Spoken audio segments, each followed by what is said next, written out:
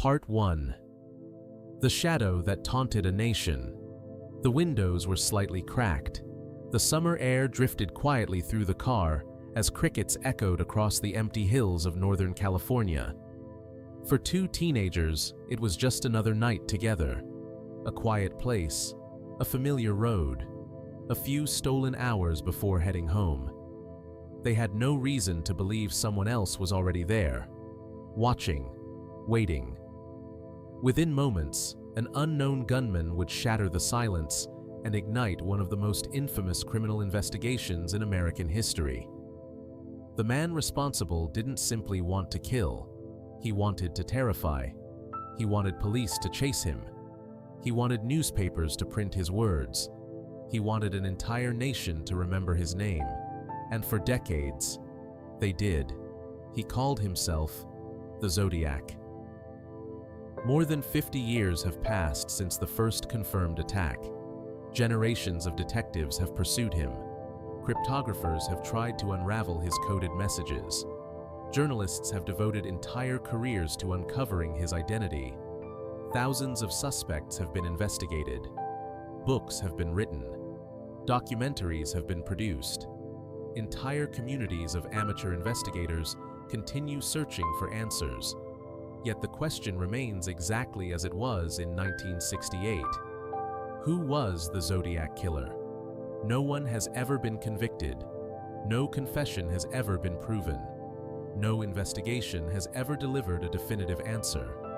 The Zodiac remains one of the greatest unsolved mysteries in American history.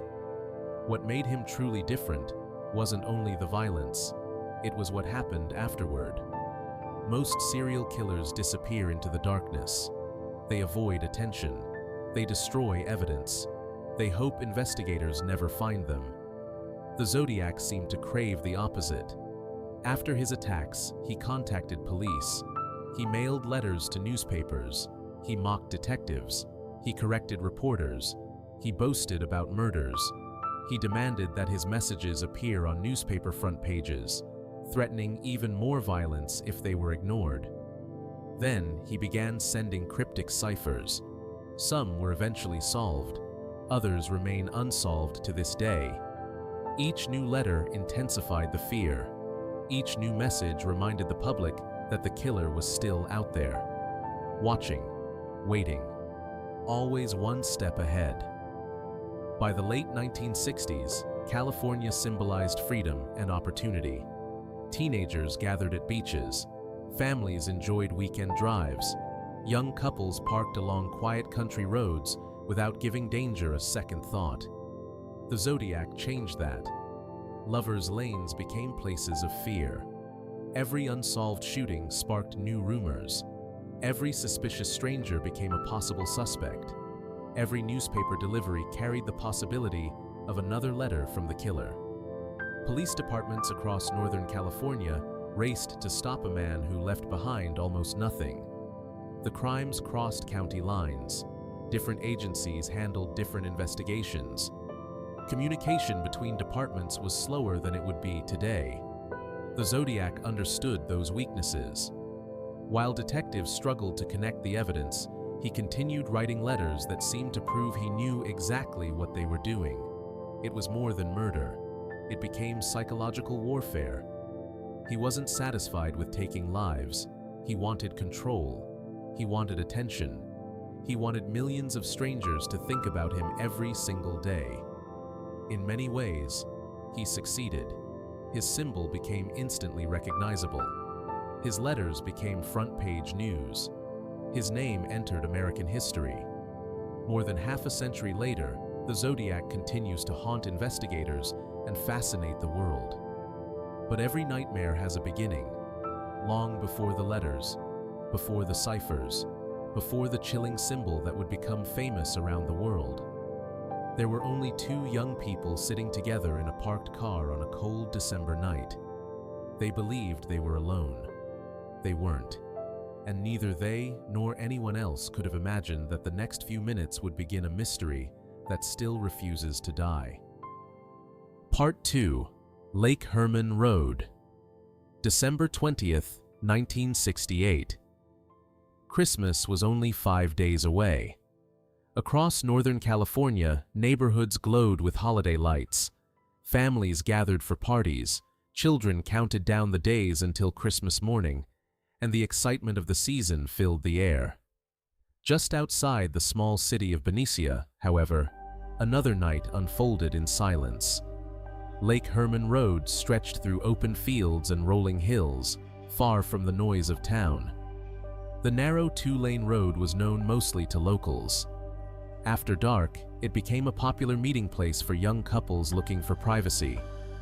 On that Friday night, 18-year-old David Faraday picked up his 16-year-old girlfriend, Betty Lou Jensen, for their first official date.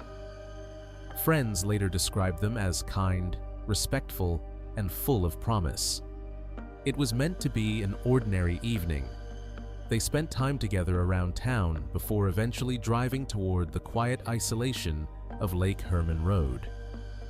Shortly after 10 p.m., David parked his station wagon in a gravel turnout known as a lover's lane. Nothing appeared unusual. The night was calm. No one reported hearing arguments. No one noticed suspicious activity. For a brief moment, it was simply two teenagers enjoying each other's company. Then, someone arrived. No one knows exactly when the other vehicle pulled in. No one knows whether its driver had been watching them for minutes or had only just discovered them. Investigators believe the unknown person stopped behind David's car, blocking any easy escape. What happened next has been reconstructed through physical evidence rather than eyewitness testimony. The killer likely approached the driver's side and ordered the young couple out of the vehicle. Whether he spoke calmly or shouted commands remains unknown. David appears to have obeyed. Before he had the chance to run, a single gunshot struck him in the head at close range. He collapsed beside the car. Betty Lou reacted instantly. She turned and ran into the darkness. Across the frozen ground, she sprinted desperately away from the gunfire. She never made it. The killer fired multiple shots in rapid succession. Several bullets struck her in the back as she fled. She collapsed nearly 30 feet from the vehicle. The attack was over in less than a minute. The gunman disappeared into the darkness as quickly as he had arrived. He stole nothing. He left behind no message. There was no known connection between the victims and their attacker. The crime appeared completely random. Hours later, passing motorists discovered the horrifying scene and contacted authorities. Police arrived expecting answers. Instead, they found only questions. Why these two teenagers? Why this isolated road? Who could carry out such a cold, calculated attack without leaving behind a clear motive? Detectives searched for fingerprints, footprints, tire impressions, and shell casings. Witnesses were interviewed. Nearby residents were questioned. Every lead seemed to fade almost as quickly as it appeared. At first, investigators believed they were dealing with a tragic but isolated double homicide. There was no reason to suspect that the murders on Lake Herman Road would become the opening chapter of a far larger nightmare. No letters had arrived. No ciphers had been mailed.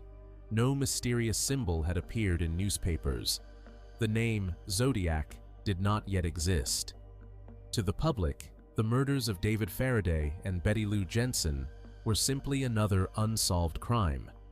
But 6 months later, another young couple would be attacked. This time, someone would survive. And for the first time, the killer would introduce himself to the world. Part 3. Blue Rock Springs. The killer returns. For nearly 7 months, the murders on Lake Herman Road remained unsolved.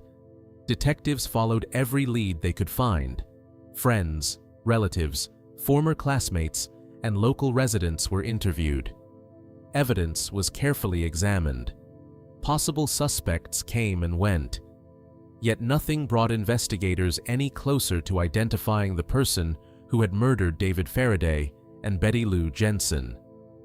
As time passed, many hoped the killer had disappeared forever. They were wrong. The night of July 4th, 1969, began like countless Independence Day celebrations across California. Fireworks illuminated the sky, families gathered in backyards, music echoed through neighborhoods, thousands celebrated long after sunset. Just a few miles outside Vallejo, another young couple was spending the evening together. 22-year-old Darlene Farron and 19-year-old Michael Mageau had driven to Blue Rock Springs Park, a secluded area often visited by local couples. Shortly before midnight, they parked in a quiet lot surrounded by darkness. The celebration in town felt a world away.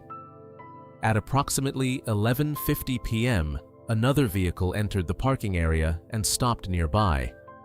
After a brief moment, the vehicle drove away. Nothing about the encounter seemed especially unusual. Darlene and Michael remained where they were, believing the stranger had simply left. About 10 minutes later, the same vehicle returned. This time, it pulled in behind them. Its headlights flooded the interior of their car. For several seconds, the driver remained motionless. Neither Darlene nor Michael understood what was happening. Then the driver stepped out. Michael later recalled seeing what appeared to be a flashlight approaching the passenger side of the vehicle. At first, he believed it was a police officer conducting a routine check. Instead, the man suddenly raised a handgun. Without warning, he opened fire. Glass exploded into the car. Bullets tore through the seats.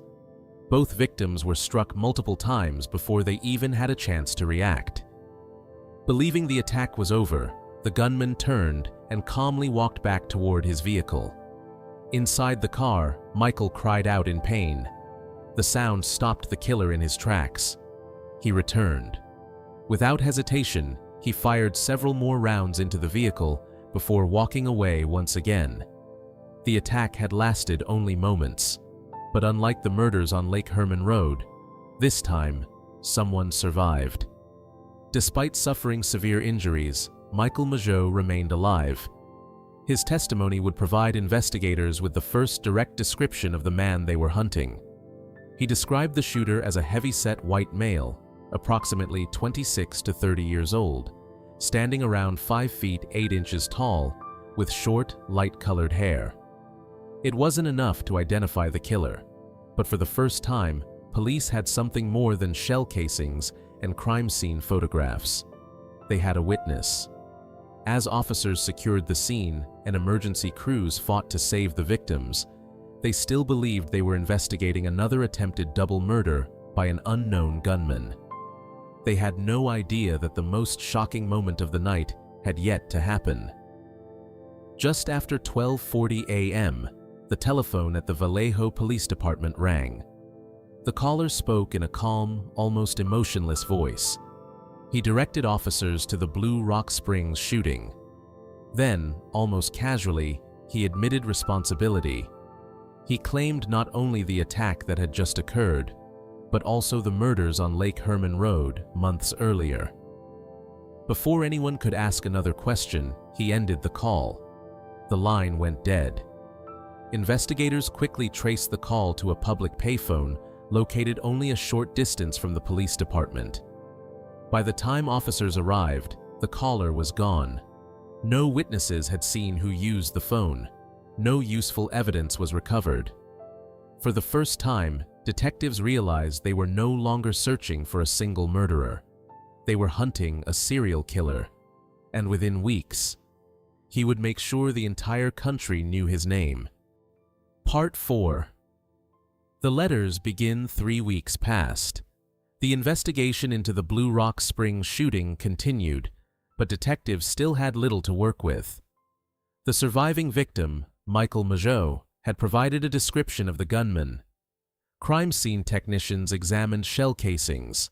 Investigators followed every lead they could uncover. Yet the man responsible had vanished without a trace. Then, on the morning of August 1st, 1969, everything changed. 3 newspapers in Northern California received nearly identical envelopes. One arrived at the Vallejo Times-Herald. Another was delivered to the San Francisco Chronicle. The third reached the San Francisco Examiner. Inside each envelope was a handwritten letter. Each letter began with a shocking confession. The writer claimed responsibility for the murders at Lake Herman Road and the attack at Blue Rock Springs.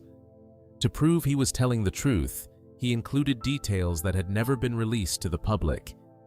Investigators quickly realized that only the killer could have known those facts. But the letters contained something even more disturbing. Each envelope included 1/3 of a coded message made up of strange symbols, circles, triangles, and unfamiliar characters. When placed together, the three sections formed a cipher containing 408 symbols. The writer demanded that every newspaper publish its portion of the code on the front page. If they refused, he threatened to continue killing. Suddenly, the investigation was no longer confined to police departments. It had become front-page news across California. Editors faced an impossible decision: publish the demands of a murderer, or risk the possibility that innocent people might die. Most chose to publish. Within days, newspapers across the country were discussing the mysterious coded message. Professional cryptographers attempted to solve it. Military experts studied it. Ordinary citizens copied the symbols onto paper, hoping to become the first to unlock its secret. For nearly a week, the cipher resisted every attempt. Then the breakthrough came from an unlikely place.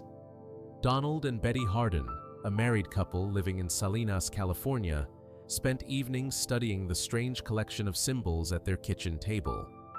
Neither worked for law enforcement. Neither was a professional codebreaker. Using patience, logic, and educated guesses, they gradually uncovered the hidden message.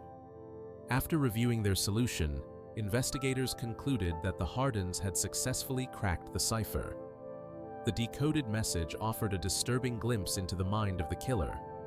He claimed that killing people was more exciting than hunting wild animals because, in his words, humans were the most dangerous animal of all. He described murder as something that gave him pleasure. He also claimed he was collecting victims for the afterlife.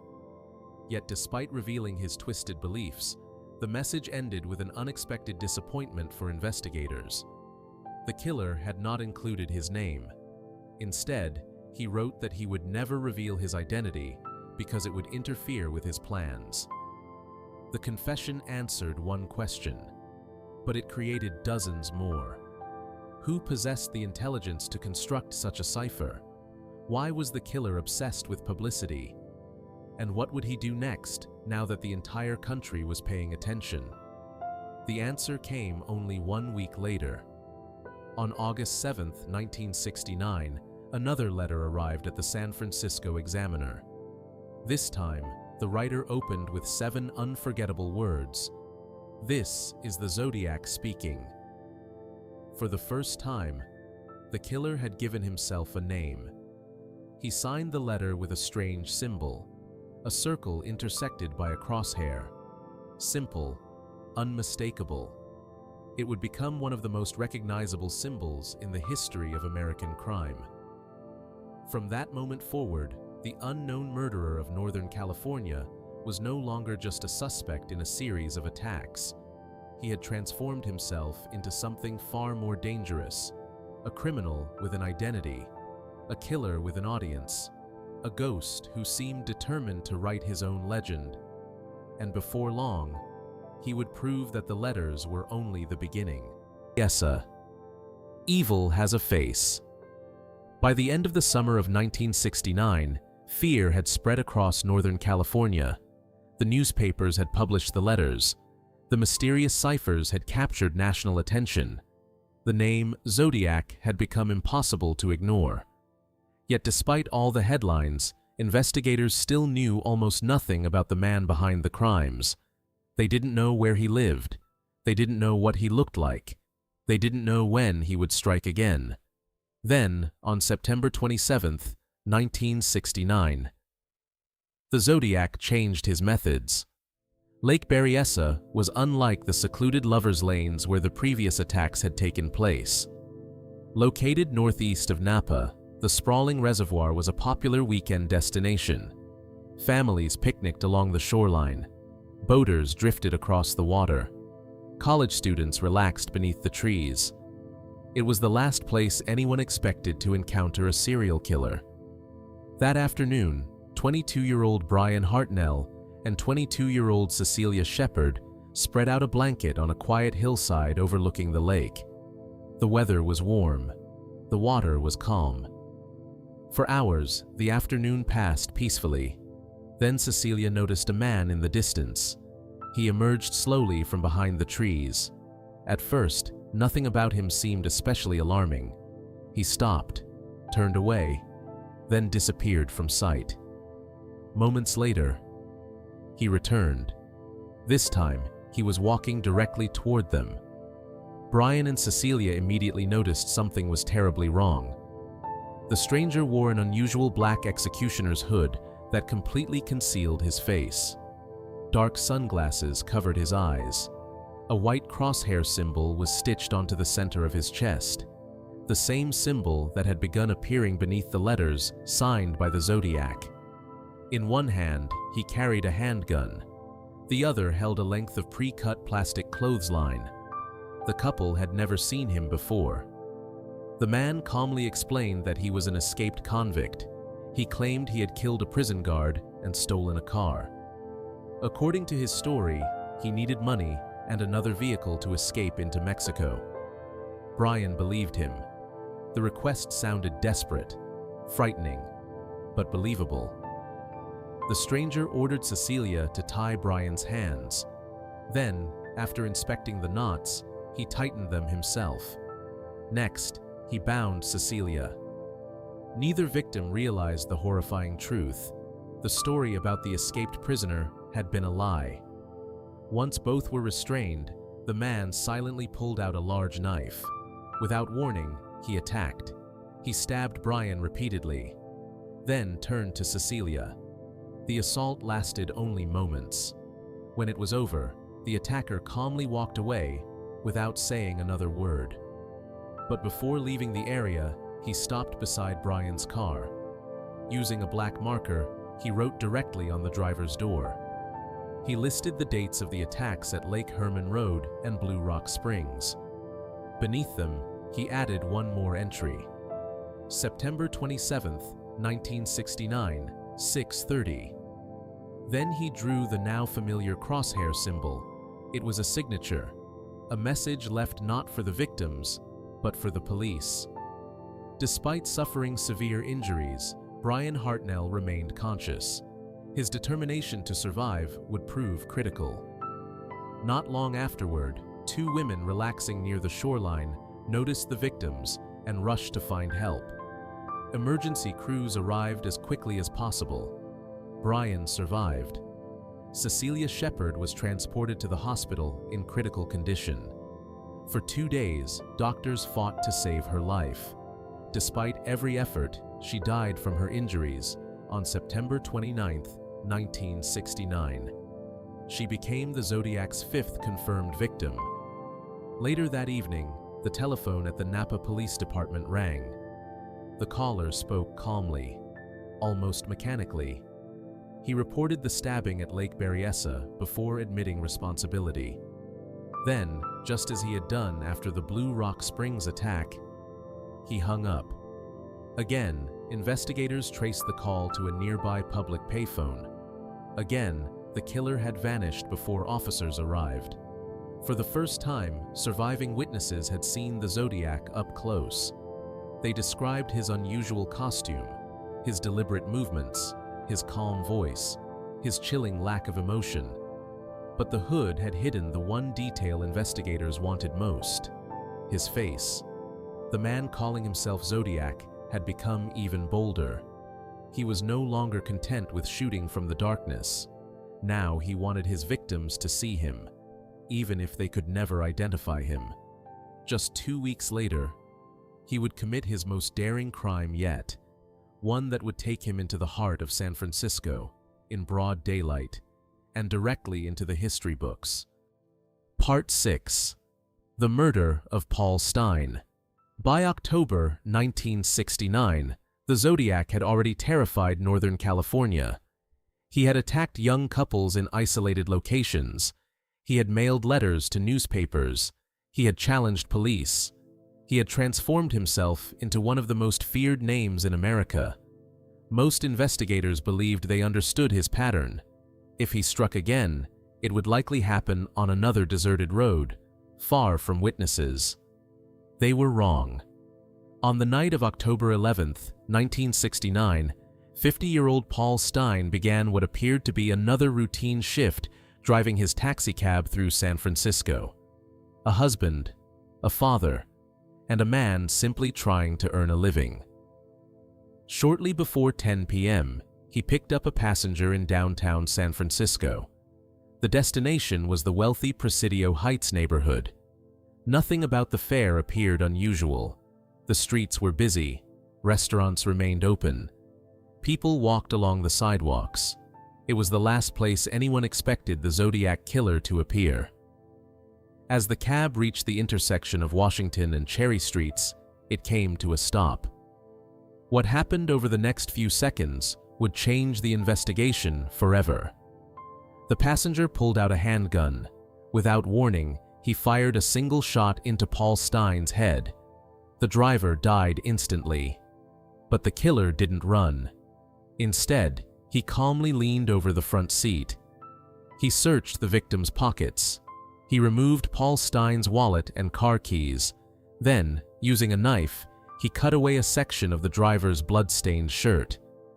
It was a decision investigators would never forget.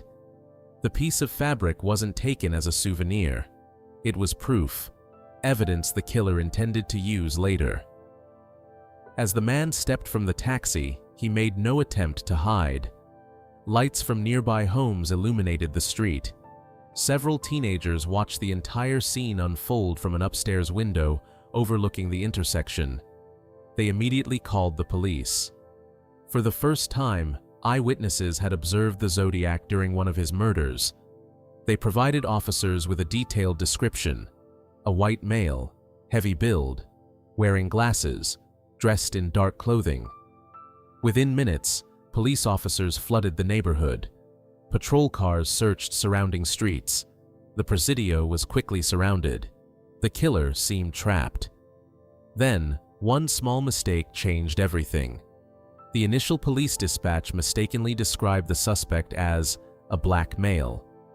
Acting on that information, responding officers searched for the wrong person.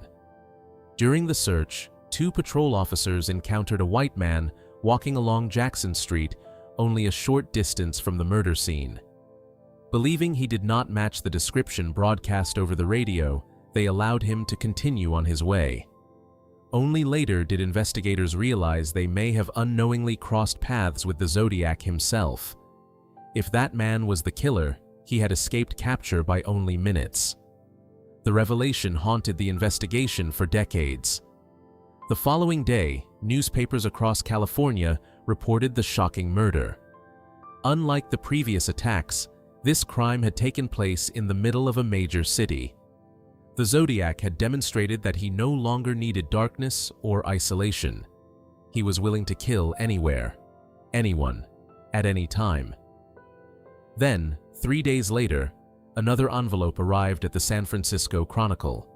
Inside was a letter. Along with it, a blood-stained piece of Paul Stine's shirt. The message erased every remaining doubt. The writer claimed responsibility for the murder.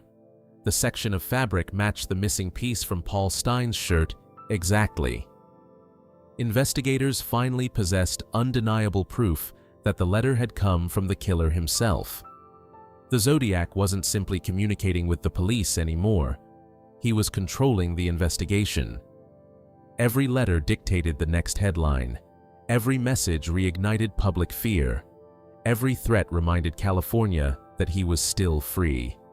His confidence was growing, and so were his ambitions. The terrifying game between the Zodiac and law enforcement had entered an entirely new phase. The murders had made him infamous. Now, the letters would make him impossible to ignore. Part 7: the ciphers, threats, and a city living in fear. The murder of Paul Stein marked a turning point. The Zodiac had proven he could strike in the middle of one of America's largest cities and disappear before police could stop him. But even after killing in San Francisco, he still wasn't satisfied. The murders were only part of his plan. Fear was his real weapon. In the weeks that followed, the letters became increasingly disturbing. The Zodiac no longer limited himself to claiming responsibility for past crimes. He began making threats about future victims, schools, school buses, children. No threat terrified the public more. In one letter, the Zodiac claimed he planned to attack a school bus. He described waiting for children to climb aboard before shooting the tires and targeting the passengers as they fled. Whether he genuinely intended to carry out the attack has never been proven. But the effect on the public was immediate. Parents feared sending their children to school. School districts reviewed emergency procedures.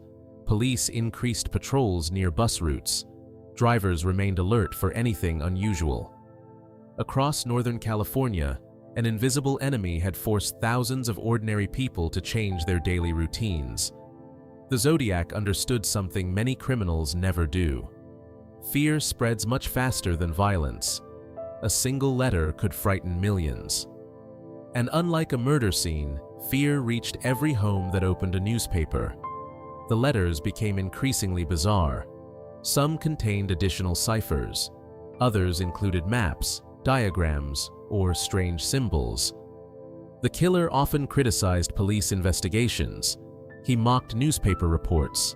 He corrected details published by journalists. Every message reinforced the same unsettling idea. He was watching the police, watching the media, watching the public react. Some of the coded messages were eventually solved.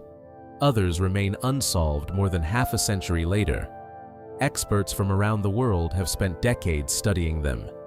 Professional cryptographers, military analysts, university researchers, amateur codebreakers. Despite countless hours of work, several of the Zodiac's ciphers continue to resist every attempt at a complete solution. That mystery only deepened the legend surrounding the case. People began wondering whether the unsolved codes concealed hidden confessions, future targets, or perhaps the killer's true identity. No one knows. The Zodiac also appeared to enjoy manipulating investigators. Some letters contained information only the killer should have known. Others included claims that police could never fully verify. Over time, authorities faced a new challenge. Not every letter claiming to be from the Zodiac was genuine. As his notoriety grew, copycats began sending fake messages to newspapers and police departments. Investigators were forced to separate authentic communications from hoaxes. Every new envelope had to be examined carefully. Every word scrutinized. Every piece of evidence questioned. Meanwhile, television networks, radio stations, and newspapers continued covering every development. The Zodiac had become more than a serial killer. He had become a cultural obsession. His symbol appeared across newspaper front pages. His letters were debated by experts. His crimes dominated conversations throughout California, exactly as he intended. Yet, despite all the attention, despite the letters, the ciphers, the threats, the eyewitness descriptions, and the nationwide manhunt, the Zodiac remained invisible. No arrests, no confirmed identity, no end in sight. The longer he escaped justice, the more powerful his legend became. For investigators, solving the murders was no longer enough. Now they had to answer an even more difficult question. Who was the man hiding behind the crosshair symbol? The search for that answer would consume detectives for decades and lead them to a long list of suspects, some convincing, others impossible to believe. But only one of them would become the name most closely associated with the Zodiac Killer. Part 8. The Suspects. Chasing a Ghost. As the years passed, the murders stopped. The letters became less frequent, Eventually, they stopped as well. But the investigation never truly ended. Instead, it entered a new phase. If the Zodiac would no longer reveal himself, detectives would have to find him. Thousands of names passed through police files. Some were reported by anonymous callers. Others came from former friends, relatives, co-workers, or neighbors. Every lead had to be investigated. Every possibility had to be considered. Most were eliminated almost as quickly as they appeared, but a handful of suspects refused to disappear. Again and again, investigators found themselves returning to the same names. None attracted more attention than one man, Arthur Lee Allen. Allen first came to the attention of investigators after a former friend reported several disturbing conversations. According to the account, Allen had spoken about wanting to call himself Zodiac. He allegedly discussed hunting people. He reportedly owned weapons similar to those connected to the investigation. Over time, additional circumstances appeared to increase suspicion. He wore a Zodiac brand wristwatch featuring a crosshair symbol that closely resembled the killer's signature. He lived in Northern California. He was questioned repeatedly over the years. Search warrants were executed. His home and belongings were carefully examined. For decades, many investigators privately believed they had found the right man. Yet the evidence never reached the standard required for criminal charges. His fingerprints did not match those believed to belong to the Zodiac. Handwriting experts generally concluded that his writing did not match the authenticated Zodiac letters. Later, DNA testing also failed to provide a definitive link. Despite decades of suspicion, no court ever found Arthur Lee Allen responsible for the Zodiac murders. Another frequently discussed suspect was Lawrence Kane. Unlike Allen, Kane attracted attention largely because of circumstantial evidence. Some investigators believed his appearance resembled witness descriptions. Others pointed to his proximity to certain events connected to the case. Supporters of the theory also noted that Kane had suffered a brain injury years earlier, leading some to speculate that it may have affected his behavior. But once again, speculation was not proof. No physical evidence has conclusively connected Kane to the Zodiac crimes. Over the decades, dozens of additional names entered the investigation. Some were advanced by retired detectives, others by journalists, authors, private investigators, or amateur researchers convinced they had finally solved the mystery. Each theory claimed to possess the missing piece: a fingerprint, a photograph, a coded message, a forgotten witness. Yet every proposed solution eventually encountered the same obstacle: the evidence was incomplete. The Zodiac case became one of the most intensely examined criminal investigations in American history. Thousands of documents, thousands of interviews, decades of forensic testing, advances in DNA technology, digital analysis. Even artificial intelligence has been used to examine letters, handwriting, and patterns connected to the investigation.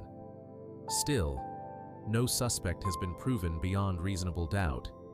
That uncertainty has allowed countless theories to flourish. Some are carefully researched, others rely almost entirely on coincidence. For investigators, the challenge has always remained the same: separate evidence from assumption. Because once a suspect captures public attention, every coincidence begins to look meaningful, and every unanswered question begins to feel like proof. But criminal investigations do not work that way. Evidence matters. Facts matter. And in the Zodiac case, the facts have never been enough to identify the killer with certainty. More than half a century after the first confirmed attack, the most important question remains unanswered. Not who investigators suspected, not who the public believed, but who the evidence can actually identify. So far, the answer is no one. And that is precisely why the Zodiac Killer continues to haunt history. The case remains officially unsolved. One final chapter remained: Not about who the Zodiac was, but about why his story refuses to disappear. Part 9. The Hunt That Never Ended. More than 50 years have passed since the Zodiac Killer first stepped into history. Entire generations have lived and grown old. Cities have changed. Technology has transformed the world. The teenagers who once read about the Zodiac in their morning newspapers are now grandparents. Yet one question has survived every passing decade. Who was the Zodiac Killer? Thousands of investigators have searched for the answer. Fingerprints have been analyzed. Handwriting has been compared. DNA has been examined. Boxes filled with evidence have been reopened time and time again. Every advance in forensic science has brought renewed hope. Every new suspect has promised a breakthrough. And every time, the mystery has endured. Perhaps the most unsettling truth is not that the Zodiac escaped capture. It is that he disappeared. One day, the letters simply stopped. The phone calls ended. The threats faded into silence. No farewell, no confession, no explanation. It was as though the man who had terrified millions simply vanished into ordinary life. Did he die without anyone ever knowing? Did he spend decades reading newspaper articles about himself? Did he watch documentaries discussing his crimes while knowing the truth would never be proven? No one can say. That uncertainty is exactly what has kept this case alive for more than half a century. But amid the mystery, it is easy to forget what truly matters. 5 innocent people never returned home. David Faraday, Betty Lou Jensen, Darlene Ferrin, Cecilia Shepard, Paul Stein, Brian Hartnell, and Michael Mageau survived, but the events of those nights remained with them for the rest of their lives. Behind every police report was a family. Behind every headline was unimaginable loss. The Zodiac wanted the world to remember his symbol, his letters, his ciphers, his name. He believed fear would become his legacy. Instead, history remembers something else. It remembers an investigation that refused to give up. Detectives who spent decades chasing answers. Codebreakers who refused to stop searching. Families who never stopped hoping. And millions of ordinary people who continue asking the same question that first echoed across California in 1969. Who was the Zodiac Killer? Maybe one day, advances in science will provide an answer. Maybe a forgotten piece of evidence is still waiting to be discovered. Or maybe the truth disappeared with the man who called himself Zodiac. If that is the case, then this mystery may never truly be solved. But some stories are remembered not because they have endings. They are remembered because they don't. Somewhere in the countless pages of evidence, inside faded police reports, forgotten witness statements, or a single piece of evidence still waiting to be understood, the truth may still exist, waiting, silent, unanswered, until the day someone finally puts the last piece of the puzzle into place. Until then, the Zodiac Killer remains exactly what he feared becoming most. Not a legend, not a mastermind, just an unidentified man, still hiding behind a name that was never really his. And after all these years, the hunt continues.